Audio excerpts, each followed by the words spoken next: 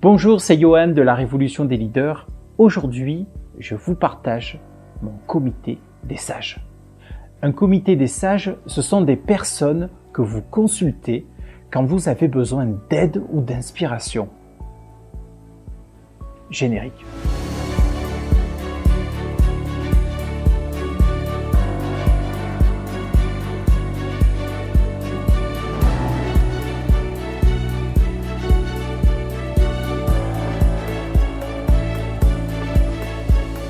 Les personnes qui composent votre comité des sages peuvent être vivantes ou non, célèbres ou pas, et que vous avez connues dans votre vie ou alors pas forcément.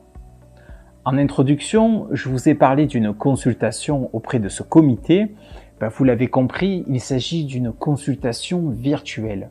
Ces personnes peuvent vous aider à trouver des sources d'inspiration, des pistes ou des idées que votre pensée analytique ne parvient pas à trouver sur le moment, ce qui vous empêche donc d'avancer sur votre problématique. Ces personnes incarnent des parties de votre personnalité ou des forces intérieures qui ne sont pas forcément mobilisables au moment voulu. C'est pourquoi, pour consulter un tel comité, il est préférable de lâcher le mental.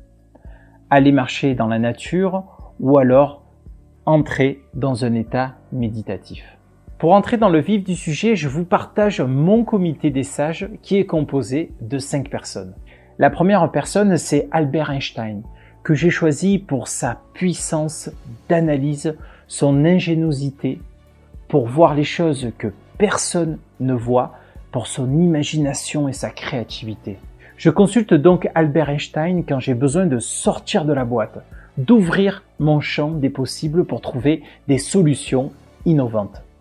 La deuxième personne, c'est Nelson Mandela, que j'ai choisi pour son charisme et son leadership, pour sa force face à l'adversité, pour sa capacité à mobiliser tout un peuple à travers sa vision et son rêve. Je consulte Nelson Mandela quand j'ai besoin de trouver des clés pour renforcer mon leadership et ma foi envers et contre tous. La troisième personne, c'est Mike Horn, pour son courage et sa persévérance et le dépassement de soi avec une force mentale qu'il a su dompter et mettre au service de ses projets les plus fous. Je consulte donc Mike Horn quand je doute de ma force intérieure, quand ma petite voix me dit que c'est trop dur et que je ne vais pas pouvoir y arriver.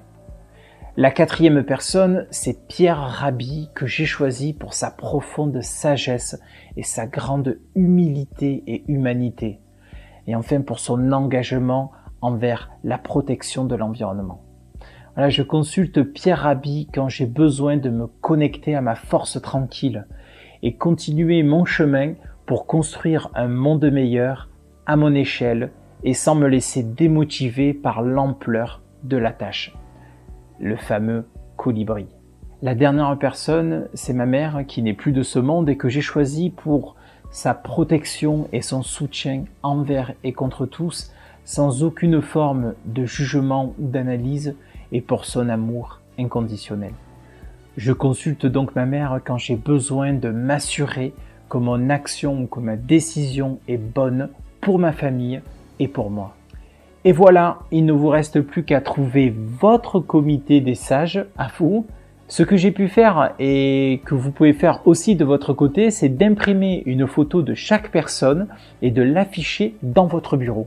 Je vous invite également à mettre juste un mot qui sert de titre à la photo ou une phrase qui commence par « je » et qui est suivie par un verbe d'action. Voilà, je vous dis à très bientôt pour d'autres partages et n'oubliez pas, gardez le cap.